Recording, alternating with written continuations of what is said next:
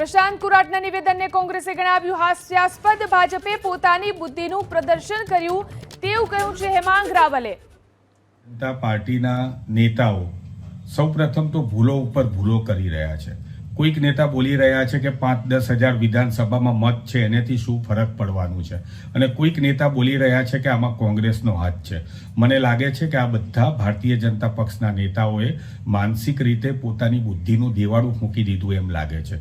કારણ કે ભૂલ તમે કરો, તમારા ઉમેદવાર પુરુષોત્તમભાઈ રૂપાલા એક ક્ષત્રિય સમાજ વિશે અઘટિત ટિપ્પણી કરે અને માફીઓ પણ માગે, છતાં પણ તમે એમ કહો કે આની અંદર કોંગ્રેસનો હાથ છે।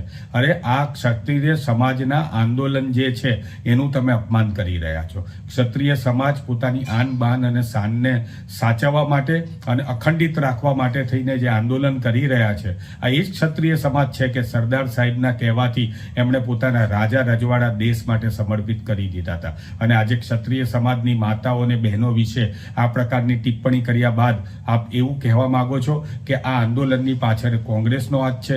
મને લાગે છે કે આ જેનો જવાબ છે એ જવાબ માત્ર ક્ષત્રિય સમાજ નહીં, પરંતુ ગુજરાતની અંદર દરેકે દરેક સમાજ 2024ની લોકસભા ચૂંટણીની અંદર ભારતીય જનતા પાર્ટીને પરાસ્ત કરીને આપવાનું નક્કી કરી લીધું છે।